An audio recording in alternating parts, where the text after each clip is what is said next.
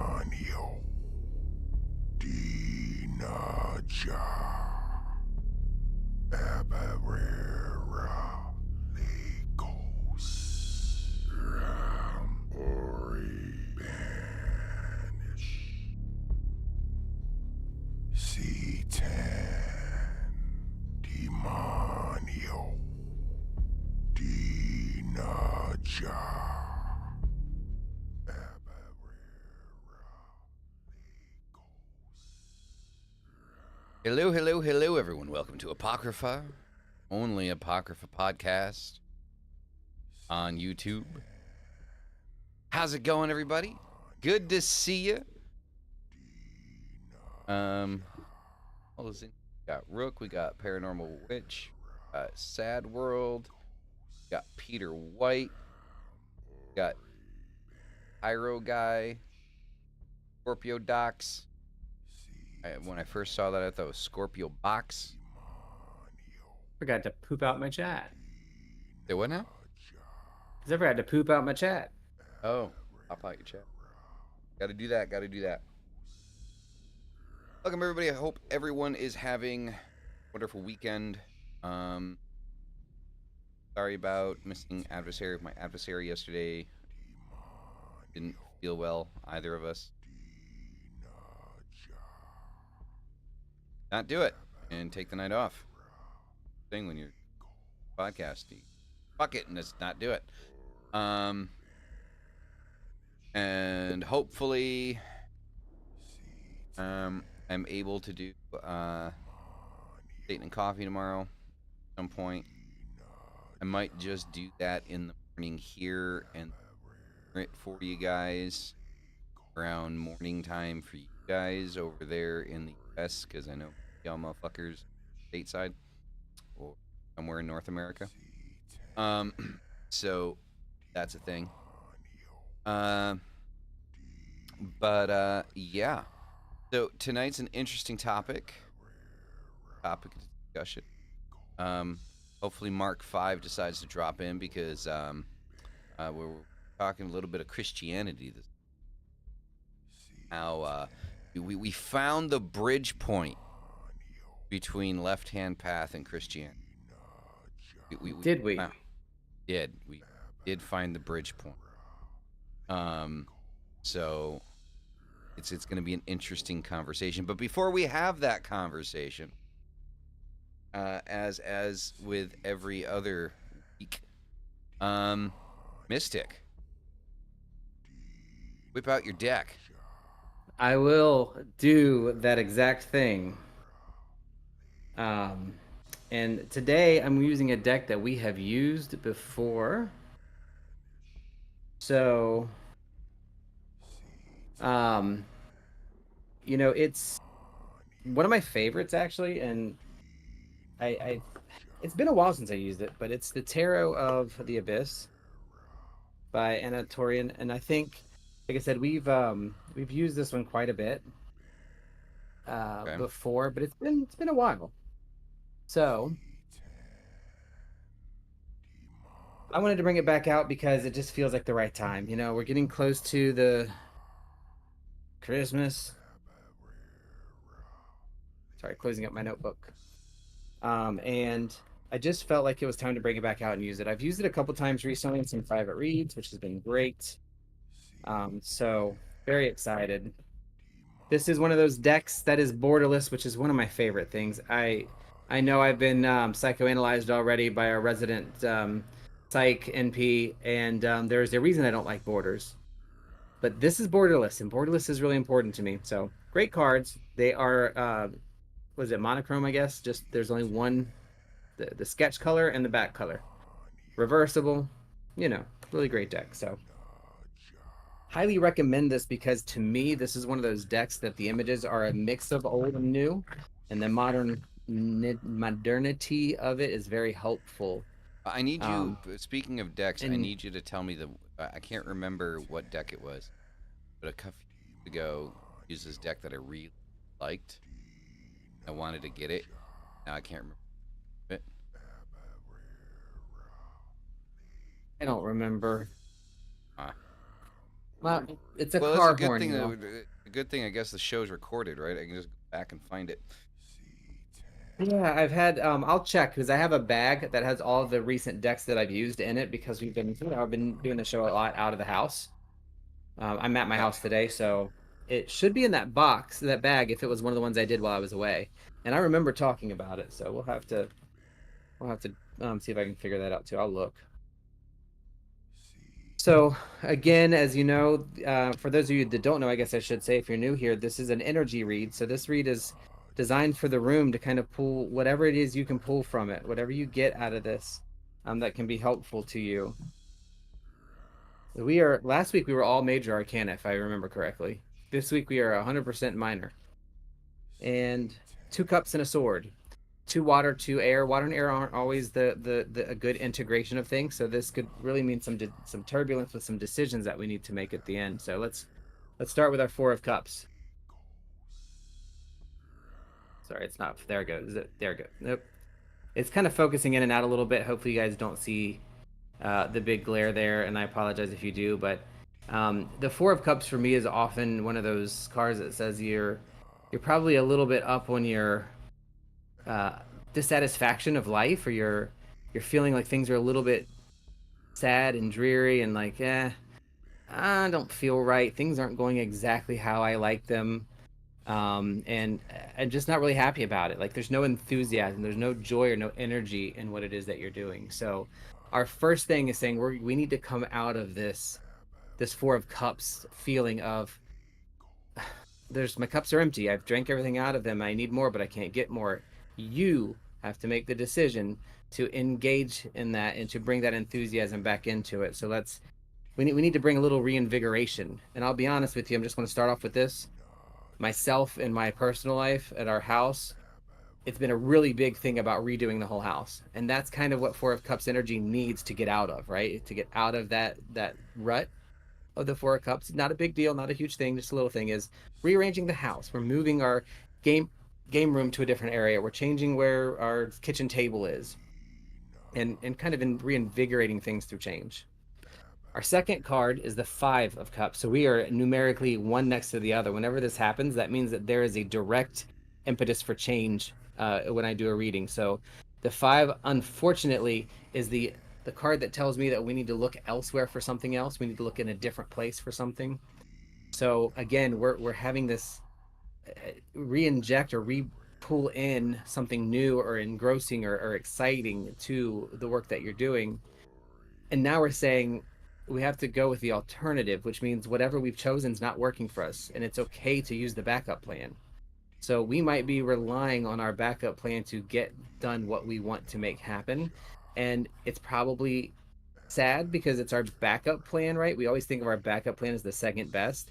But oftentimes when we need to move to our backup plan, it's the same. It's the plan that should have been the first plan in the first place. It's the universe telling you, let go of what you thought you had to do and let the new thing do what it has to do now. You've got to let it go forward and move it forward. And then our last one, Five of Swords. So this is a special card for me. It has come up a lot for us, and it means stuck. The Five of Swords is right smack in the middle of the swords. Swords are often about needing to make decisions or challenges or things that are kind of coming at us that we need to either cut through to get them out of our way or to cut them off so that they can then grow and replenish, right? So our Five of Swords is like the feeling of being stuck. It's this feeling of, and all of these cards may seem like kind of sad cards or like down cards, but they're not. They're all about transformation and about letting things, pruning the bonsai tree so that it grows the way you want it to, right?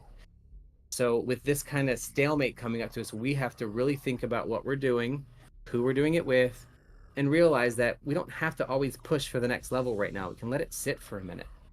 My advice based on this read for the general energy of the room is recognize what's not going well for you, say no to it, let it go. Look at your other plans because there's good plans in there. Find one you like, say yes, and then let it unfold. Don't push it. Don't rush with it. Don't throw it at somebody.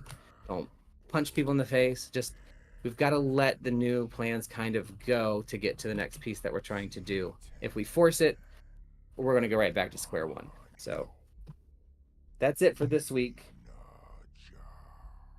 Kind of a get moving, kind of a very on control read to me. Like we need to start taking control and making choices and realizing that sometimes what we wanted to happen isn't the right thing to happen right now, and the next best thing is probably the best thing in the first place.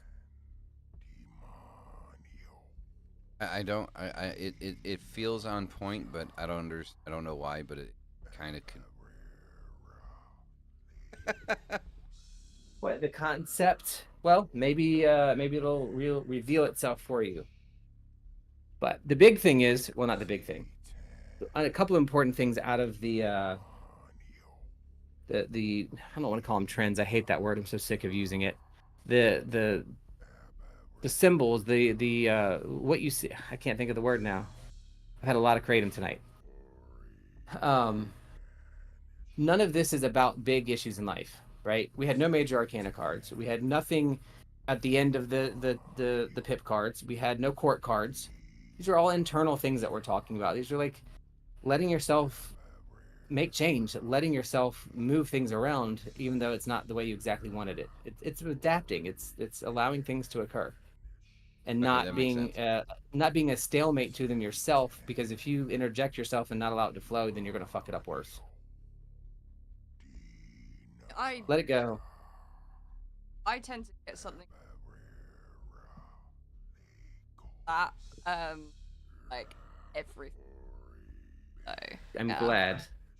yeah Yeah, that I was don't. like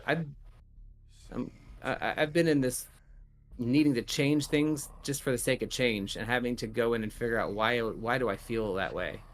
And I watched this video, and the guy, it's one of my favorite people, Mel Robbins. Some people hate her because she's like a big Oprah psychologist, so people kind of tag this thing, but she's really good. And she's talking to another psychiatrist, and she's like dealing with some shit, and he's explaining to her how to manage through it. And he says, the first thing you have to do is figure out where are all the points in your life that you should be saying no that you aren't. Figure out where they are, and then say no to them so that you can stop the bleeding. But then you have to go back and figure out where in your life should you have said yes, and start saying yes to those things so that those things can now be allowed to continue forward. Because we do so much, most people are one or the other, no to everything or yes to everything. We're not really good at, letting some things Balance. go and then back and forth. Yeah. So, and yes, I got a haircut for whoever asked. I saw that. Looks good. Looks I good. do. I do get a haircut once in a while, and don't wear a hat like one day out of the year. they have a question, where's Mongoose? Mongoose is an adversary thing, not an It's apocrypha thing. it's his night off. Yeah, it's Mongoose's night off. We can't overwork him, it's just not ethical. I mean, he's dead already, but he done died a while ago. We went to an ended it. antique shop on, when did we go? I don't know, the other day. Yeah. Tuesday we went. And found loads of taxidermy stuff. And now there's a massive fox I really want. Yeah, the fox seems like it would scare the shit out of the cats. Like I just feel like bringing that into the house would just like the cats would just go crazy. They're gonna think there's this giant predator downstairs. They're all gonna hide upstairs. So, all right. So for tonight's topic, what we're gonna be talking about, okay? Let me pull this up here. All right. So what we're gonna be talking about. Where'd you go? There it is. So, antinomianism in practice. Yes.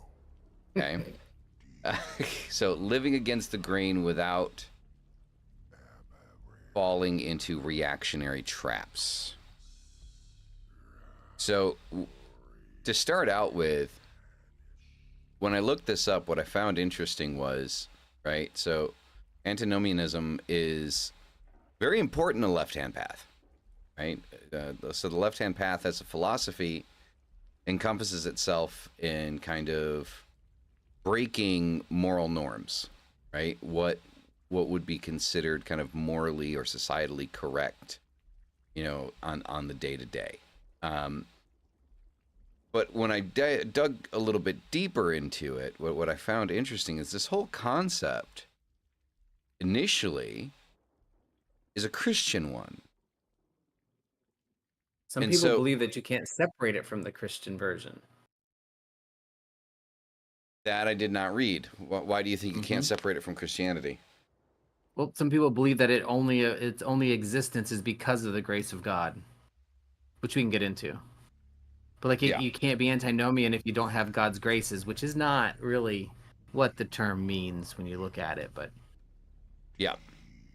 yeah, So the concept of it. So let me pull this up so we can actually read the definition of it inside of the left-hand path. Right? Don't know why it's giving me answers in Spanish. That's kind of weird. Can we go to English, please? Thank you.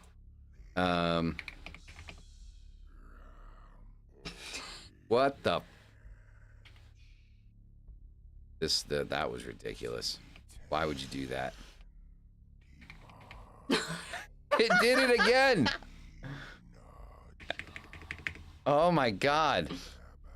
So I go to try to continue typing, and then when I type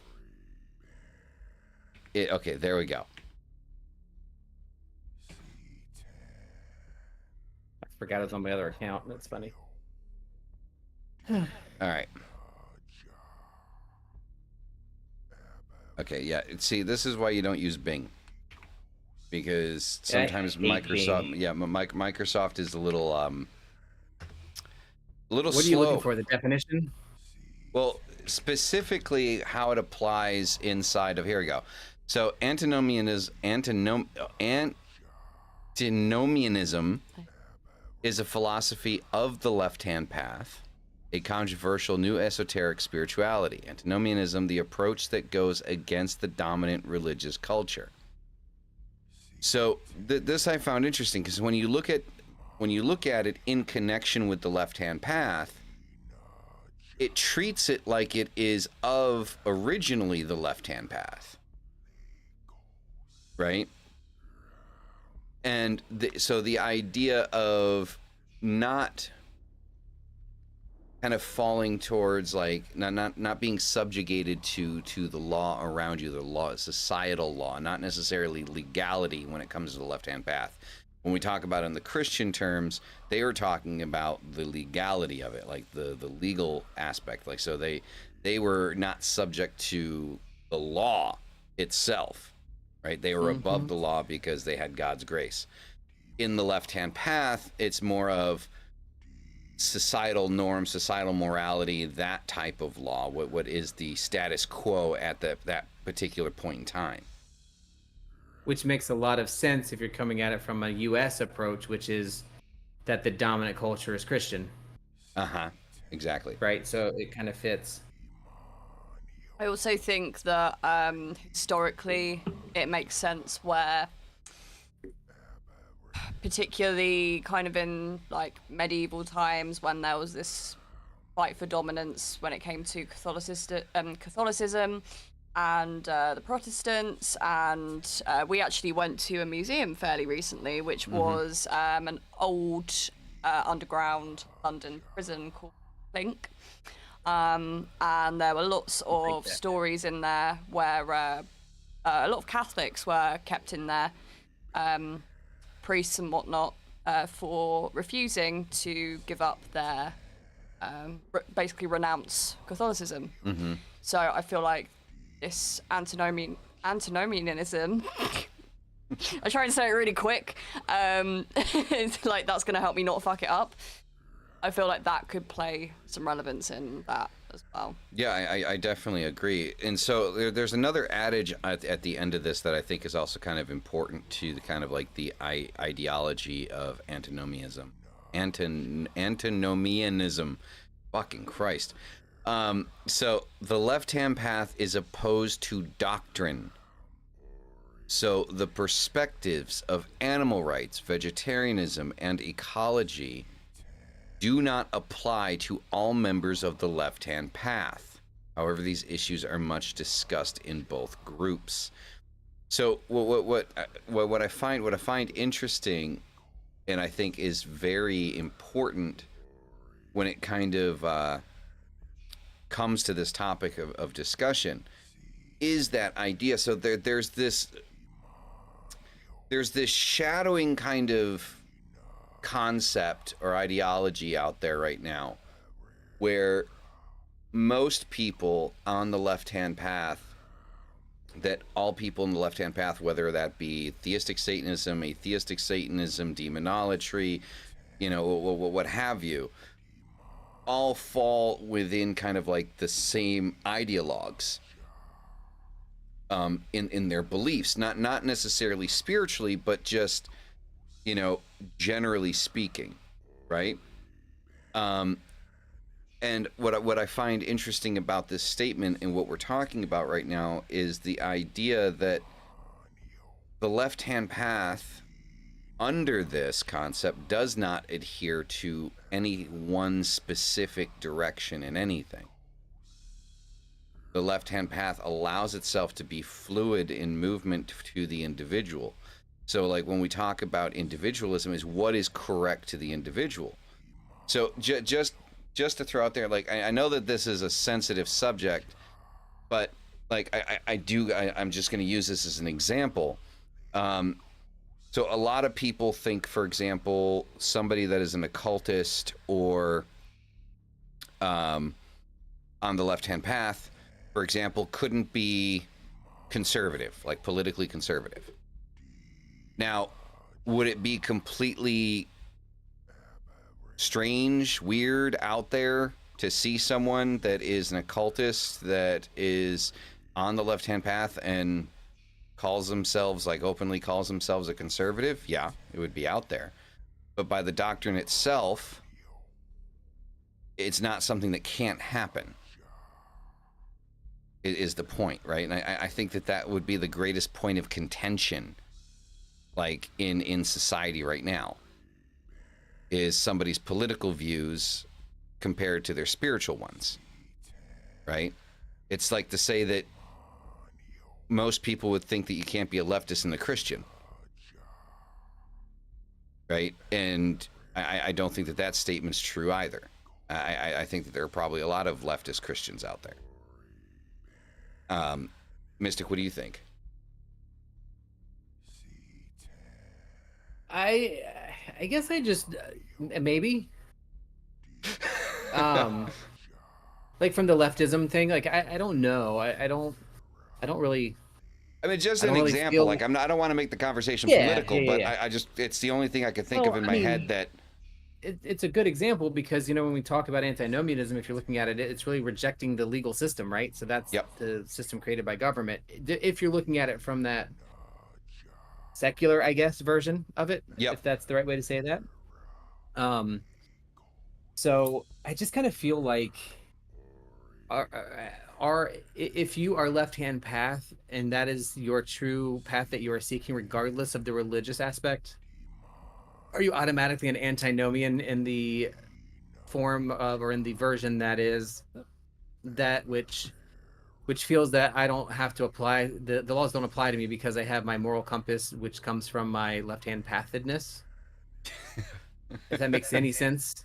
It does. You know what I mean? Does. So like we're automatically saying that we carry antinomian, at least beliefs in some ways, by saying I'm left-hand path because I'm going against the dominant culture in a way of but it's not just going against it, right? So if you apply, I guess that's the problem. Let me back up there and clarify this. Are we talking tonight about the religious undertone of antinomialism, meaning that because I have God's grace, I do not have to listen to the laws? Or are we talking about antinomianism as in, because my belief system is what it is, then the only laws that matter are the laws that I create for myself? I think we should talk about both. I think both of those are equally as important, but I think to kind of the start, we should probably talk about the religious undertones within Christianity to begin with. Because that changes it, because there ultimately we know words change, and the second version of that is more what modern, I think, uses. Yep. And it is a completely different meaning, right? To a degree, it's got a different undertone. So from a religious perspective, I think it's great. I think it's if it's used and thought of in the way that it really is, it means a Christian is the most left-hand path you can be, right? Because my individual religious social construct is what rules me. Fuck your laws. However, those individuals' religious laws come from somebody externally from them, so that then negates the whole point of antinomianism for me, right? If you go into that second meaning. So in a nutshell, from a religious perspective, antinomianism tells me that I do not need laws to apply to me now, from the legal system, because I have my own set of laws, but those laws are going to kind of drive you the right way, right? They're going to drive you to the things that society should consider as a social norm, except for, stoning your wife if she looks out, whatever that one is. I forgot it. But when you go back to the difference between left-hand path and right-hand path, ultimately being who's the center of control in your life, is it you or an external person? Yep. External being.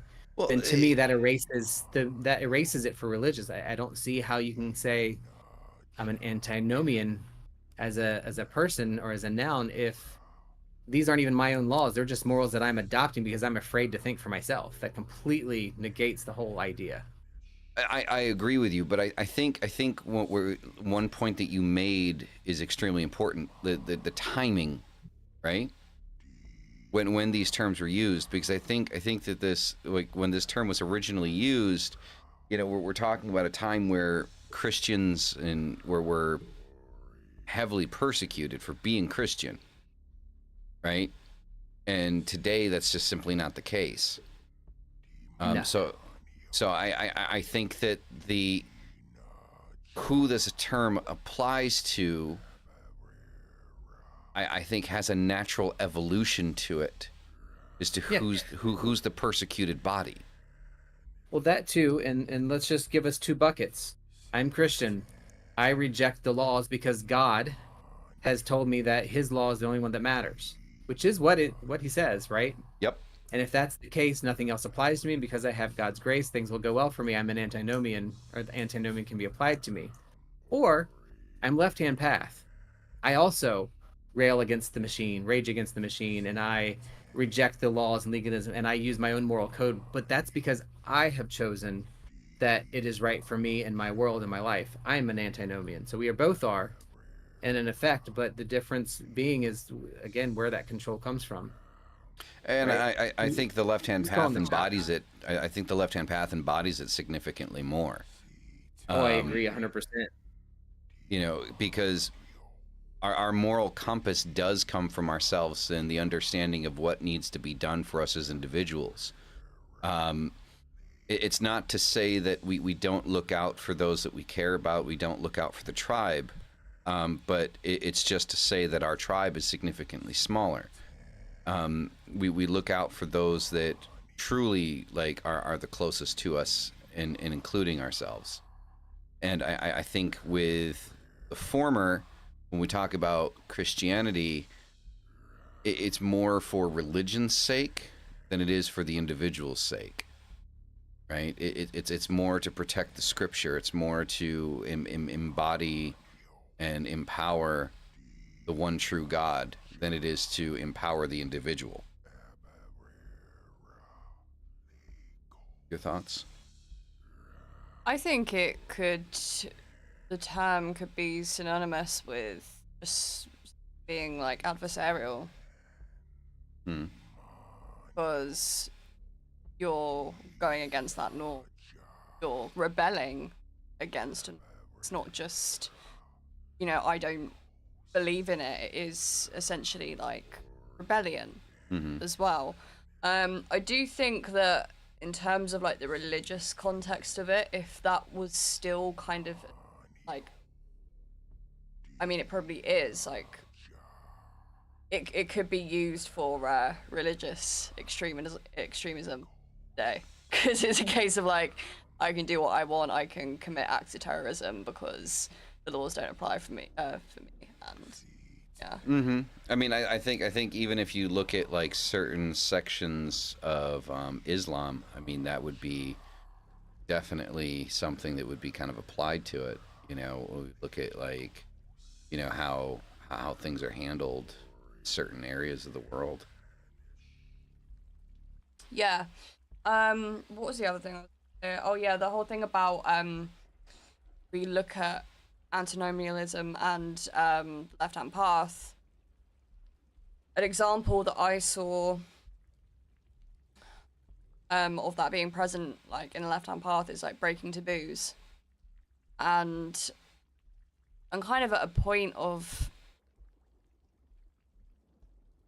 I feel like that's a misinterpreted thing, because what's a taboo for one person isn't a taboo for another. Yeah. And also, it's just another excuse for people to sort of be edgy about things as well, and that's not what this is about.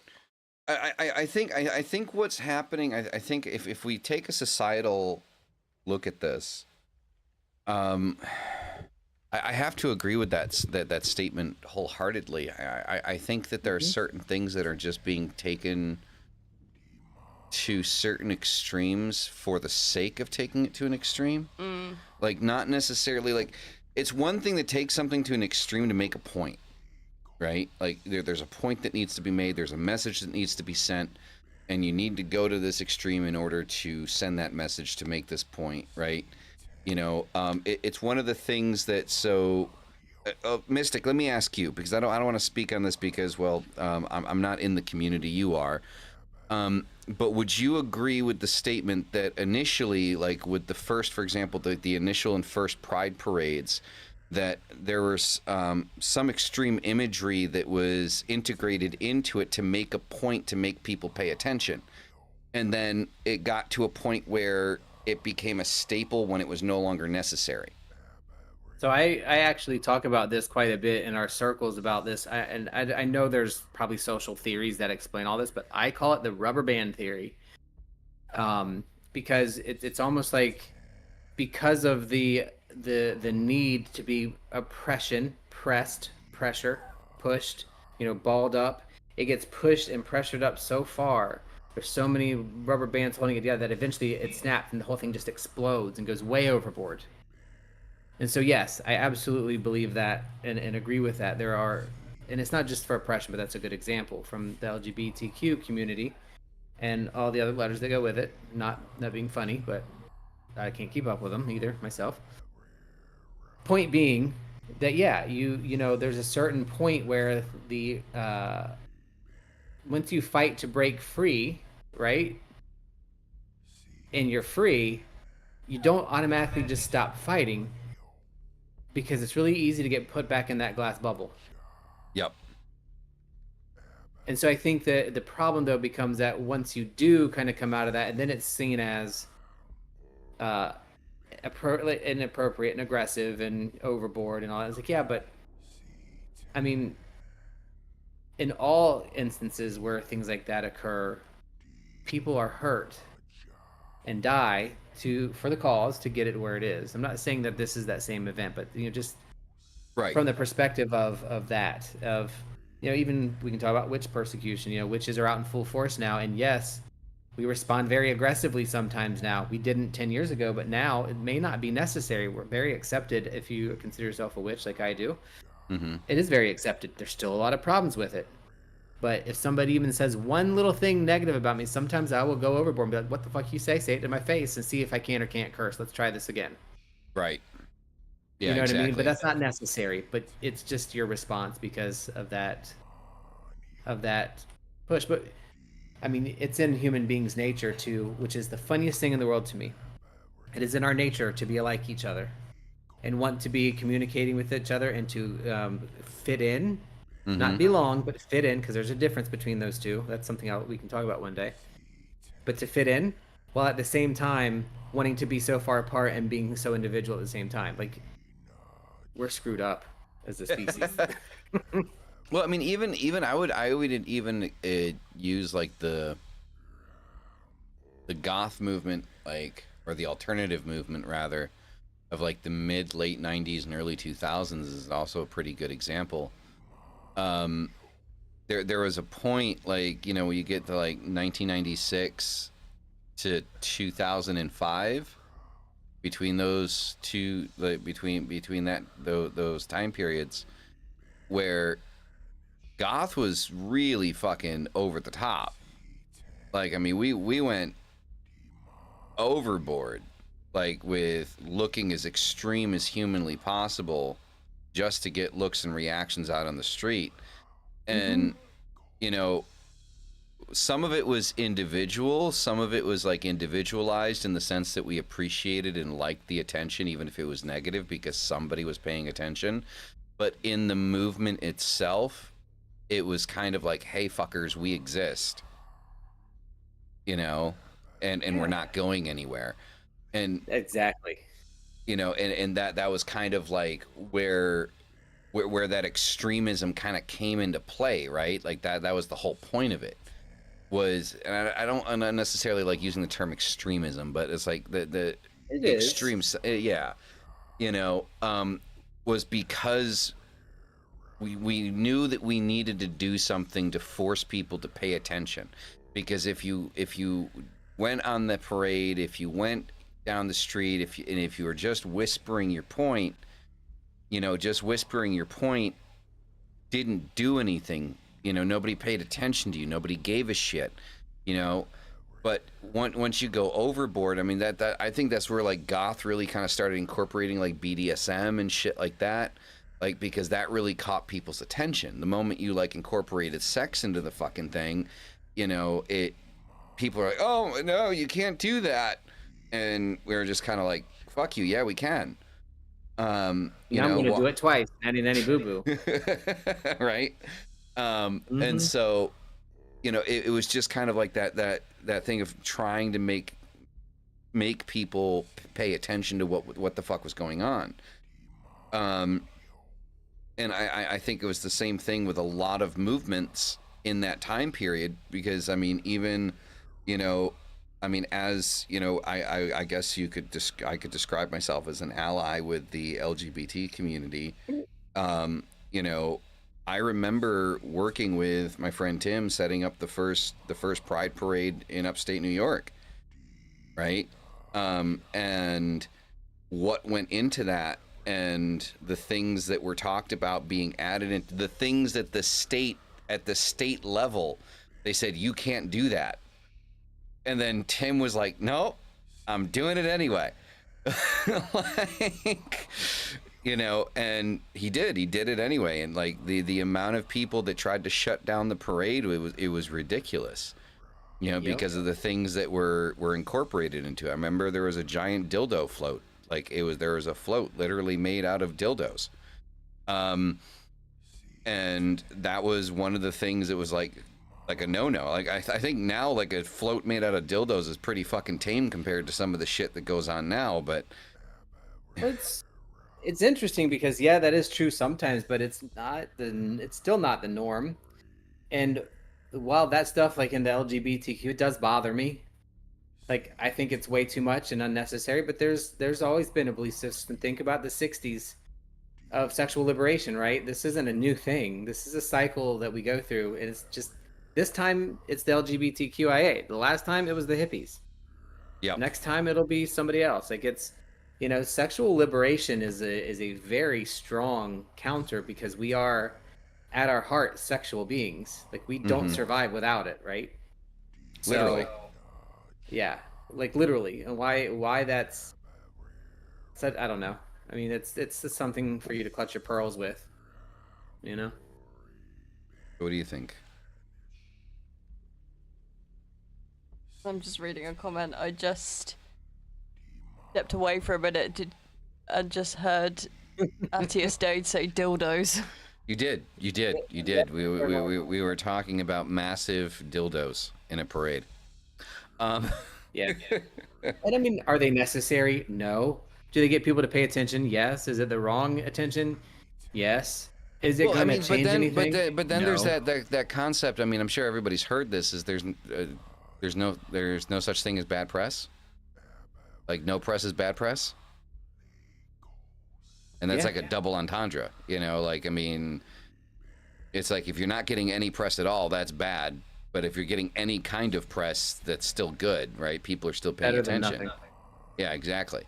You know, and it's interesting, right? It's an interesting thing because, I mean, people think cancel culture is a new thing. I mean, cancel culture, grant you, maybe back in like the 90s and the early 2000s, wasn't as developed as it is right now, and off its fucking rocker. But I mean, cancel culture was still a thing. I mean, how many times did they try to cancel Marilyn Manson? How many times they try to cancel Eminem? How many times they try to cancel the LGBT movement? Right? You know, Cancel culture doesn't exist without social media. People don't realize that. Cancel culture doesn't exist in the way that it exists today without social media. Well, it wouldn't be cancel culture. It would just be poor business. You know, because it'd just be bad business. Well, when I talk about cancel culture in the 90s, though, I mean, I'm sure you remember this. I mean, the cancel culture in the 90s came from the government. Yeah, but it wasn't. To me, that wasn't real cancel culture. That was something a little bit different. That, I mean, when the person doing it isn't the masses, you know, and even now, it's not really the masses. It's the visible masses. Well, I mean, it was the masses though. It was moved around differently. You have to figure. I mean, like who the hell was it? Like there was a president's wife that went like full throttle against Eminem, started like an entire coalition. The reason why there's the parental advisory stickers on CDs is because of this woman. Yeah, I guess I don't equate that to cancel culture. Cancel culture to me is very specific to how people rail against the decaf. Sorry, somebody asked if I wanted to drink. Now what was I saying? Shit. Cancel culture is specific to the social social media. Cancel culture. Yeah, it's not. I get what you're saying too. I don't personally. I just don't see that as so much cancel culture. Cancel culture is like, I don't know how to explain the difference, but it feels different. Well, it definitely does feel different because now it's more out in the open. It's not in a courtroom, right? And it doesn't feel. I think back then, so back in the 90s and the early 2000s. We were the ones fighting against the cancel culture, right? We were the ones saying like, no, we have, you know, freedom of expression, we have freedom of speech, we have the right to say these things, we have the right to artistic expression. You know, like we were fighting for those rights. You know, to not be shut down, to not be, you know, relegated to the shadows, you know, because we were saying something that the masses at the time disagreed with. And let's face it, back then, you know, right-wing Christian America was significantly stronger back then than it is now. It's still a thing today, but it had a foothold back in the, you know, mid to late 90s and the early 2000s. Like, I mean, they had a iron grip on shit. You know, and most of society ran with it. Most of society at the time was okay with it. They were okay with being shut down. They wanted to shut down these things that they didn't agree with because it was satanic, because it caused violence in schools, because it caused depression and suicide and this, that, and the next thing. They wanted to shut down video games. They wanted to shut down music. You know, they wanted to shut down all of these things that we were using to get the message out, you know, of what was actually going on because they disagreed with the message, you know. And we at that time, at that stage of our lives, we were in a position where we were fighting for our right to exist. our right to think outside of the box, to have individual ideas. And this is just my opinion, but I feel like cancel culture to a certain degree has done like a whole 180 flip, right? It's flipped on its head. You know, it's still trying to shut people down from saying things. I think sometimes it makes sense. I think sometimes there are people that are saying shit that they probably shouldn't be saying, you know, which does lead to inciting violence and things like that. But even back in the 90s, though, we knew that, you know, violence was a political tool. We knew that. We still know that. It always has been. Yeah. It always has been, but the difference to me, I guess, is where's the purpose? I get cancel culture and the idea of there being a double standard, and maybe even a little bit of a paradox of tolerance application as well. Uh-huh. But the thing that I am intolerant of from that perspective is of people not allowing people to be who they are. You can be Christian and you can believe that abortion is wrong and you can believe that gay people should die in hell, but you cannot legislate against them. You cannot legislate those things. That's the difference. So that's what I think is getting a lot of confused between the left and right and all that stuff. And if we're looking at it from like the perspective of antinomianism, the majority right now, and at least in the US, is very clear of what their choices are. And their argument is that I'm not tolerant of them. No, I'm not tolerant of you. I'm tolerant of your beliefs. I'm not tolerant of your governmental legislation of those beliefs. Nothing wrong with that. Right? So from the perspective of, is that an antinomianism, I can't even say it now either. Antinomianistic, I guess. I'll make that up. You know, perspective, it's a different reason. Like, you know, it's a different reason. I guess that's the best way that I can say it. Like, I can't tell you, and this is getting off topic, but just this week alone, I post random stuff on things all over the place, like motorcycle groups, PC gaming groups, like all kinds of gaming stuff, Kava groups. I have never in the past 10 years, I've had in the past month, I have been told to off myself more times than I've been told my entire life to off myself because of a comment I've made. Yeah. It makes no sense. It's dumb. Like, and I'm like, come on. Like, yeah, you don't have to like me or believe me or even tolerate me, but you have to let me exist. Same thing with like when we get, and that's the argument of why it's different when you know, Christians say that I'm not tolerant of your Christianity.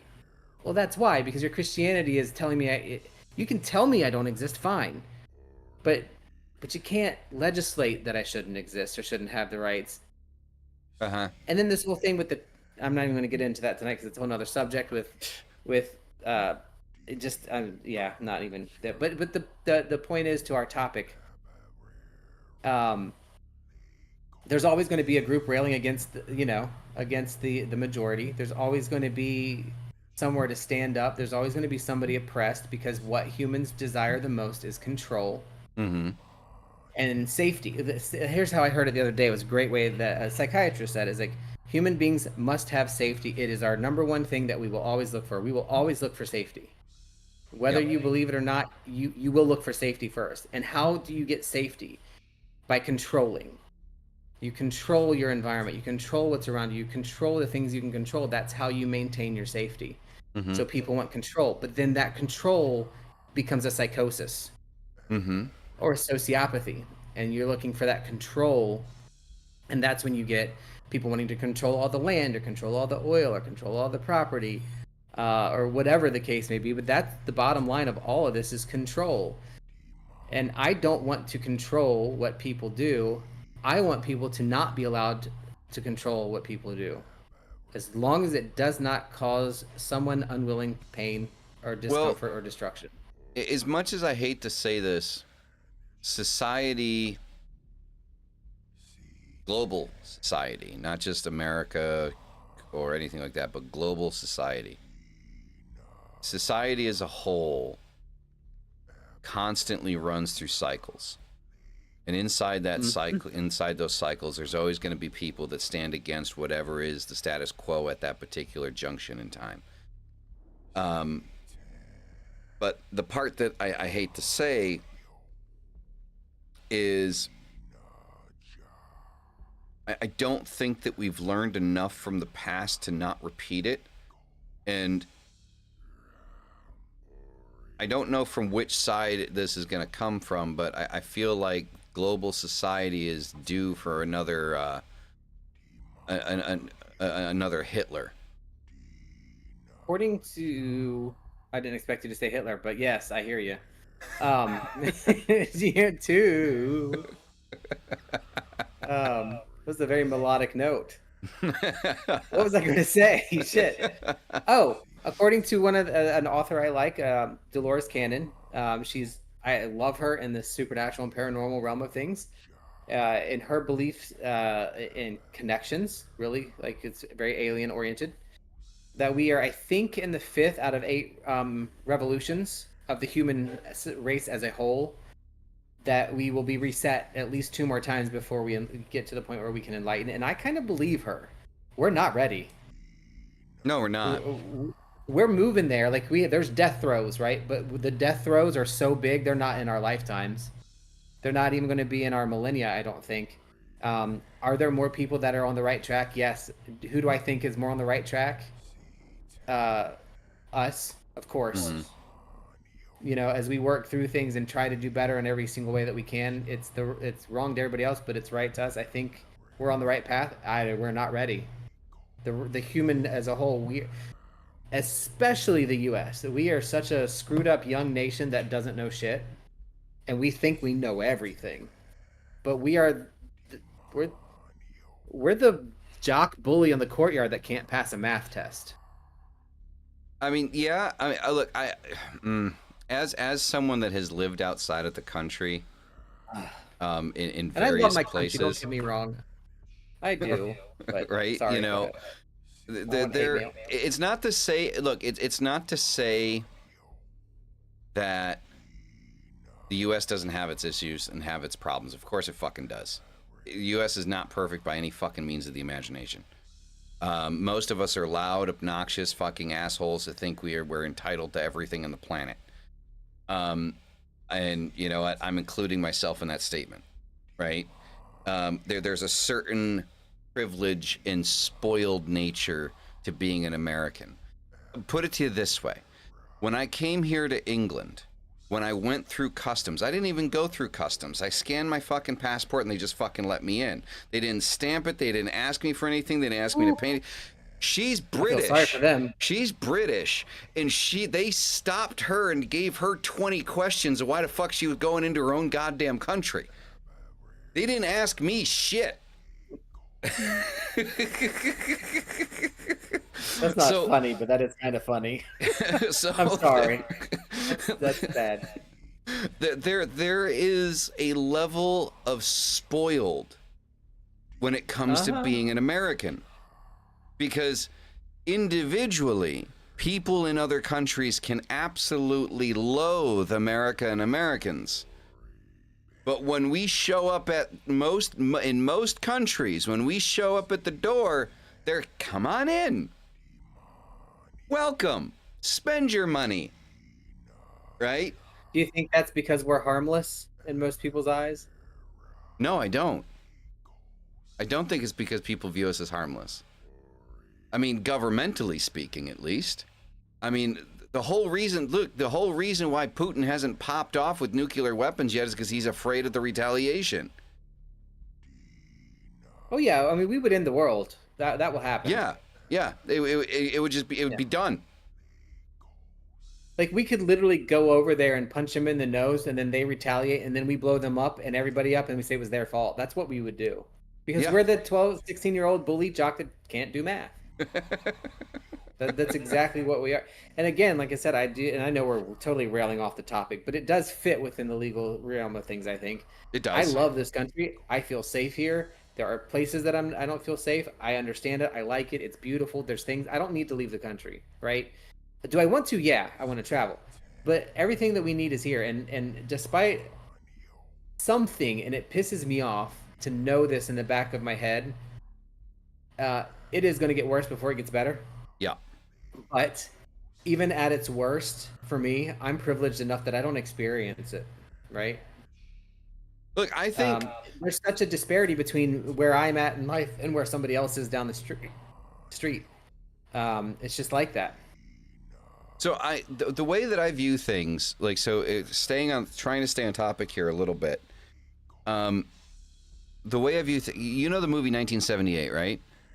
Yeah. Okay. You know the scene when he's in the newsroom and he tells you, like, you got to get mad. Yeah. Okay. I don't remember it, but I remember something about this. Like I can picture it. Yeah. So It's been a minute. yeah. When I think of the current stage of the world,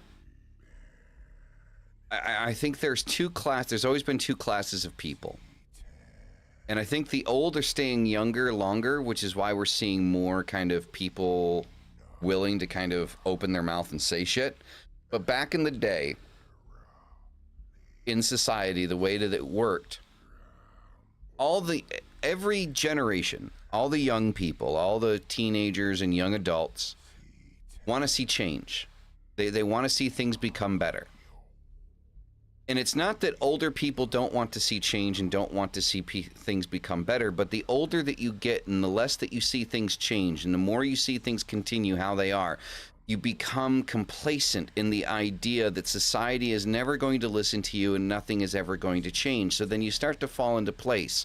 You start to work the 9-to-5 job. You start to build your life inside of the pillars of society, what society has told you that you need to do to survive. You begin to do that because you begin to realize that being a broke hippie for the rest of your life isn't going to put a roof over your head and food in your stomach, and hunger is a motherfucker. And so what happens is, when you become complacent and you fall in line with the society, you realize that there are certain elements of society that do function. And so when a younger generation comes along and wants to lift that up and break it apart and reconstruct it, it causes a conflict of interest because, yeah, you used to be that young person that wanted to break things apart and reconstruct society into this utopian image of what you thought things could be, but you realized that it wasn't your time. And when the possibility of another generation coming through and potentially doing that or ruining what it is that you've built because you had no other choice causes a conflict of interest, which is why the young will always try to break down and reconstruct what is in front of them, and the older generation will just want to keep things how it is, because not because they don't want to see change or they don't want change, but they're like, dude, I'm 50 something, I'm done. I'm done. Like, I'm done trying. I'm tired. I want my Hot Pockets. I want my flat screen. And I want to smoke a joint once in a while. That's it. Mm-hmm. That's all I fucking want. Leave me the fuck alone. I don't give a shit. I don't care anymore. I fought the battle. We lost. And I think that that's the disconnect that's happening in society. What people don't realize is that if we actually sat down and had that conversation, we'd realize that all of us have the same intention of what we want to do with the world. It's just, it changes how it needs to be done, because history will repeat itself. But history will repeat itself within the confines of what the current era allows to happen.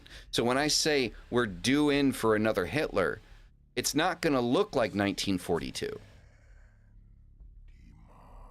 That's not what it's going to look like. It's not going to sound like 1942. It's not going to sound like a concentration camp. It's not going to sound like a dictatorship. It's still going to be the same thing, but the face is going to be very different. I don't know if any of that makes any sense. I mean, it does. It makes absolute sense. It's a sentiment I agree with completely. There's such an overlap of generations, and there's going to be such a contraction Mm-hmm. of the distribution of generations soon. Uh, that yeah, I mean, I get it. The thing that worries me about it though is there. Even as I get older, I mean, I'm in my 40s. I want those things too. I mean, I'm a corporate pet right now because it's worth it right now Yep. to get things put together in a way that's supportive and gets me to where I want to be. But I still don't compromise the social aspect of the life, that I live. Right.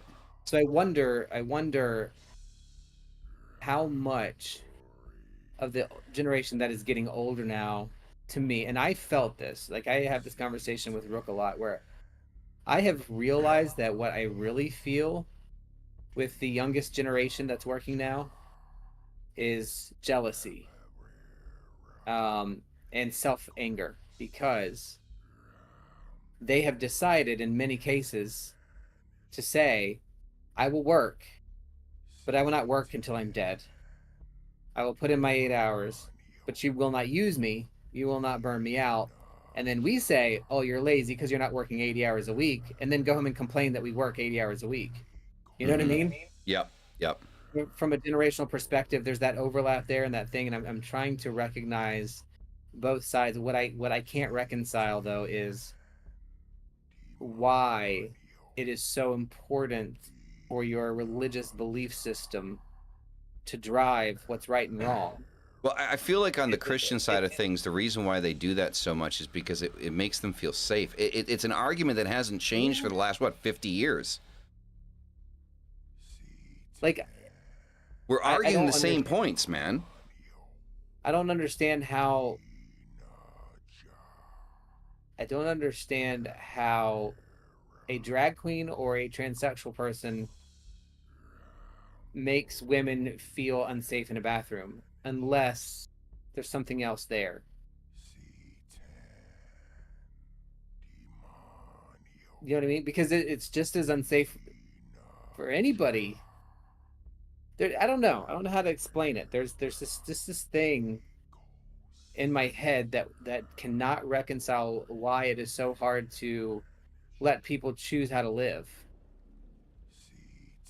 I can't. It's insane to me. Like it's just insane to me. It's weird. It's weird. I don't know how else to say it. What do you think, babe? Well, it, We totally went off the topic, like all the way in left field. I But I think guess that not, because that's the basis of all of it, right?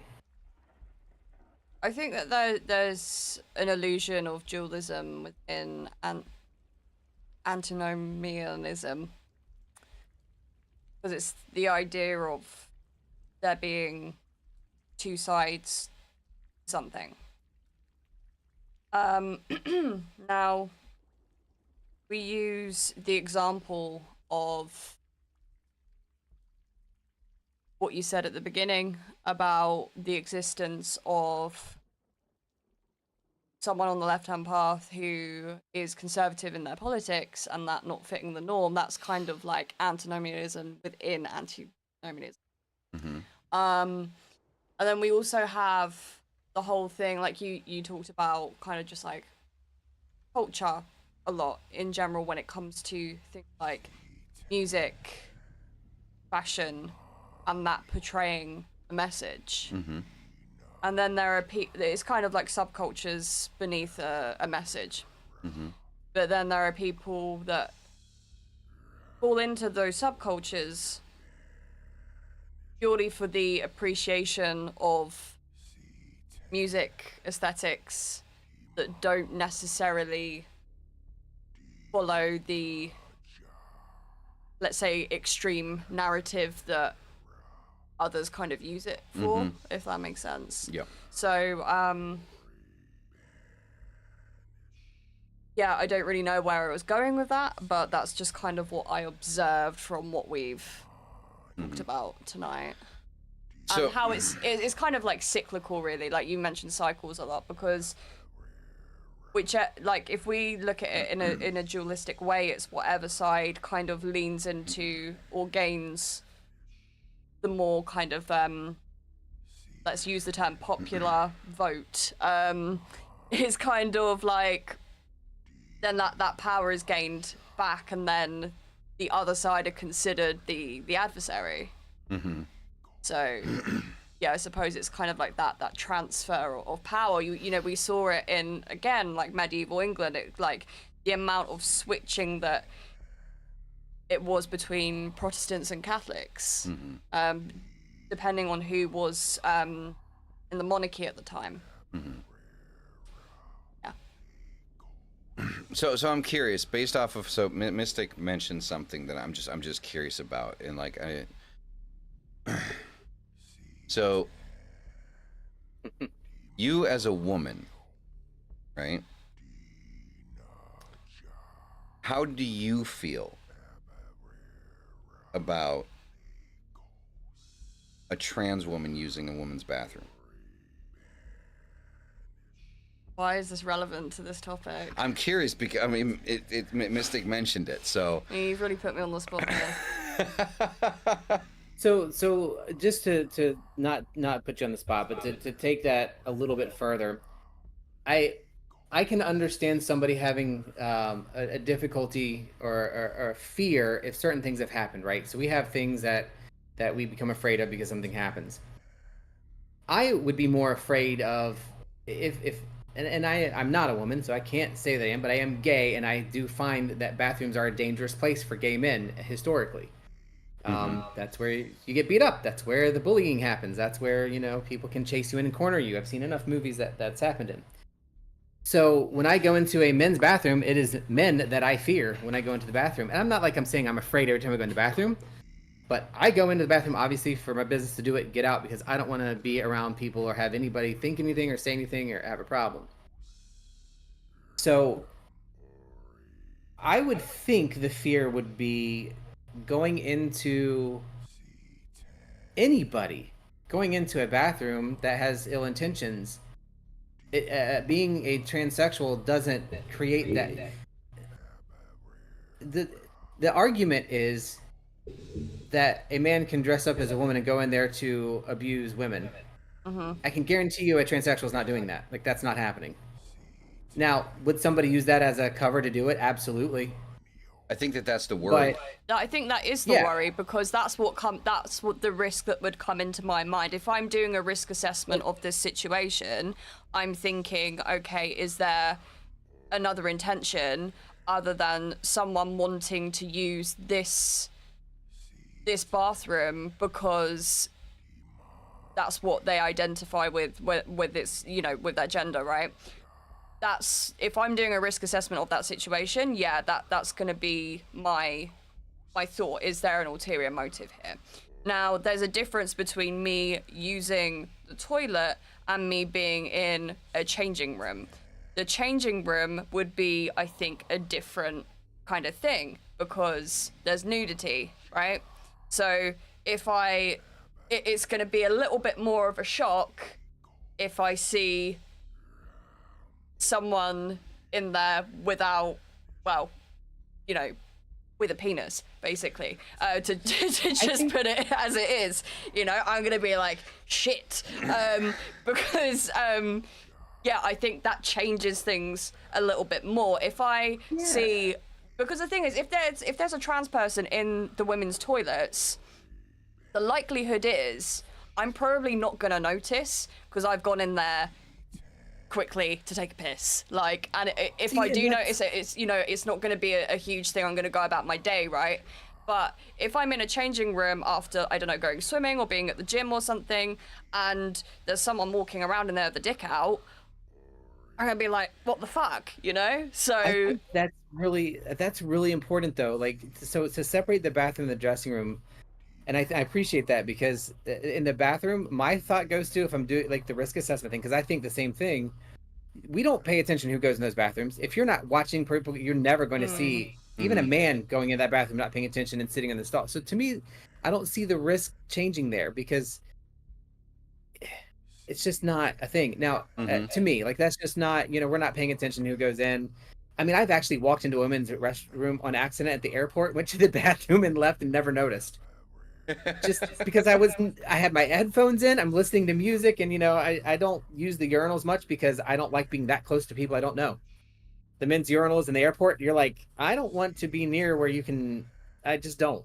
That's not okay with me. You're in my space. So I'm so used to going to the stalls and just don't even notice. So I always think like if somebody's going to go do that, then yeah, they're going to go in there when nobody's in there and be there anyway. That's a fear. And their stalls, like that kind of makes sense too. But like in a changing room, I can absolutely understand that. I wish people, when they would have the argument or the concerns, that they would say that what their fears are instead of just like being blanket about it. But I would come to guess, like I know a couple of trans people, um, and from them talking to them, if they haven't had the surgery, they're not taking their clothes off. Yeah, So and if you see a that's dick in the room, you leave because they're not there for a good reason. yeah, right. I would assume that as well, that a genuine trans person wouldn't want to expose themselves like that if they haven't had their surgery. So those fears are so valid, and people don't talk about that. They talk about just the first part of I don't want a trans person in my dressing room, well, in the bathroom, and that's I get it, but to me, like I don't even believe there should be sex bathrooms. There should be, everybody has their own stall. Period. So I went, there's a neat airport, I can't remember which one it was, and it doesn't have male and female bathrooms. There's a hall, and in that hallway there is like 10 stalls, and you use your stall, and then you come out, and then there's a communal sink, like kind of in the public area where you wash your hands, so they can publicly shame you when you don't wash your hands, because men do not wash their hands. It's gross. They just wet them and dry them. That's nothing. You have to actually, anyway. But so anyway, like that to me is like, that would be a good answer to it, right? It's the same thing with gay marriage, and I'm really getting off topic. I don't believe in gay marriage either. I just don't believe that people shouldn't have the same rights with the government. You can call it whatever the hell you want. But anyway, going back to the antinomianism. Well, this is the thing, though. So going back to that, the reason I put you on the spot was, again, Apocrypha, one of the things I've always pointed out about Apocrypha is about discussion. Apocrypha is about a difference of ideas. Apocrypha is about coming together with those differences of ideas and being able to find a middle ground. Not agreeing to disagree, but understanding that we disagree and then trying to understand why we disagree. And then moving past that disagreement and still being able to be friends while having sensitive conversations. But it's recognizing that we're not even really disagreeing. That's the thing that matters, because there are solutions that people can come to without being a bigot. And one of those solutions is to say, hey, I'm afraid of this and this is why. What can we do to overcome this while still being fair to people? And that's a big problem on my community side. I don't say my community, but the LGBTQIA community is we don't listen. And that goes back to your conversation earlier about when things are first coming out of that oppression field, they go way overboard. Because, I mean, when I was growing up, I was terrified to go into a bathroom that I would get beat up or hurt because I've been threatened so many times, stuff like that. Yeah. But the idea that because my religion says it's bad, that by God's grace, I don't have to follow the laws. I can just follow my own religion, and that's all that's going to matter. That's not a healthy society. It can't. It just is implicitly, to me, not possible to be healthy in that society. What is possible to be healthy is, yeah, we can change the bathrooms. Everybody should have their own freaking stall, right? Everybody should be able to get a civil union and go to your church and call it whatever the hell your church wants to call it. You get a tax break, I get a tax break. That's all I care about. I don't care what you call it. Now, if and I think that's kind of where that whole thing comes from for me is, I look at the transsexual people that I do know and see the struggles that they've gone through, and I always feel really bad. But do I feel more bad for them than I do for the people who have actual fears of what's going on, and how do you make that so that it's appropriate for everybody? Well, and You get a I stall. think You get a stall. You get a stall. well, see, yeah, the thing is again, like what you just said about people having actual fears. Like if more people were capable of sitting down and having a conversation like what the three of us just did. Yeah, and fix that. If you're afraid of a man, right, coming in and doing, we gotta. There's obviously a problem with men in the world. I mean, that's a problem, right? Yeah.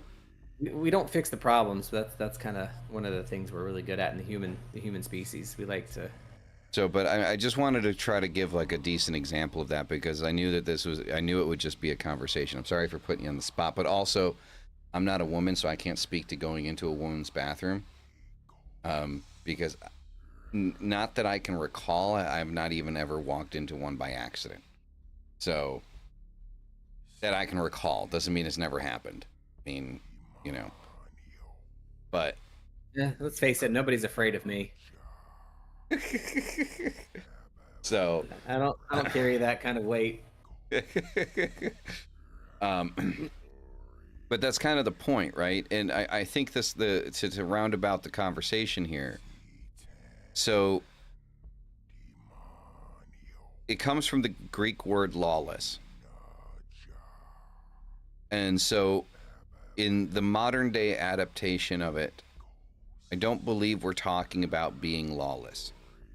I don't think we're talking about necessarily breaking down and going away, away from the legal system, right? Breaking that down and moving it away. I think we're talking more about the ability to think freely. I think that is where the modern day definition kind of falls into place. Because it's not so actionable as it used to be back when it was used exclusively as a Christian term. It's not so much of rioting in the streets and not caring about the consequences of law, but it's about understanding the ability of your own individualistic freedom to set your own moral code and allow your path on the left-hand path to bring you full circle into your life and understanding who you are as a person and accepting who you are as a person. Everything that we talked about tonight, though a lot of this discussion was political, the occult as a spiritual belief system embodies all of our anecdotal experiences as individuals, everything that we've gone through, every bit of suffering that we've had, everything that life has thrown at us has skewed or moved our perspectives or understanding of things that maybe we didn't understand before. Maybe now we understand better. And we grow off of that. And our point in what we stand against changes and evolves with those experiences. Mystic and I, when we first met, we had a conversation a few years ago. We've talked about it a few times here on the live. He himself told me that, 2 years earlier, if I would have had that conversation with him, he would have completely cut me off. Oh yeah, we would never have talked again. And we had a very good, in-depth conversation. Respectfully, we understood each other, we listened to each other, regardless of agreeing or disagreeing. And I believe that is an aspect of this thing that we're talking about. I'm trying to avoid saying the word because I always fuck it up. So that's why I'm not saying it. But I think that every aspect of what we've gone through in our lives is what dictates what it is that we believe we need to stand against or stand with. And that will continue to always change. Mm-hmm. Right? And was this conversation tonight highly occult? Yes. Maybe not. I mean, in its whole, but everything is uncovering the hidden, right? I think it's definitely occult related. because we align ourselves. Let's talk. We can't get into it tonight, but let's talk about the politics of the occult. You know, that's it's literally. Well, I'm not going to steal all your talking points, but Catholic Church, hearth witches, Asa True. What else examples can I say that are so highly political? Because control is what we search for to keep our safety. I mean, damn, man, Satanism, fucking Wicca. I mean, they've all become political. They were very decentralized in the beginning, and they've all become very political. And they're all kind of being grabbed up for, like, fitting into different ideologies. You know, I mean, the left-hand path is not going to stay apolitical forever. It's left-hand path as an actual path of practice is fairly new in its name and in the ideas. I was gonna say I do find it interesting how many people are on every different side of the political spectrum that are left-hand path.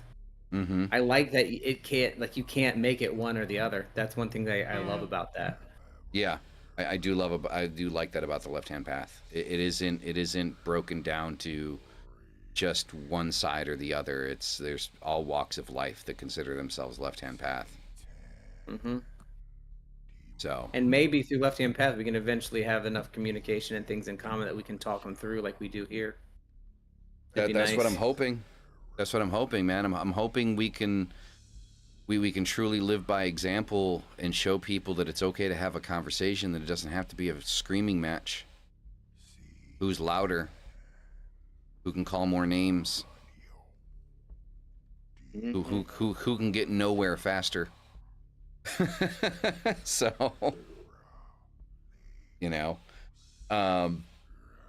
so with that being said, I thank you all for coming out tonight. I greatly appreciate it. You guys are fucking amazing. You are the reason we do this.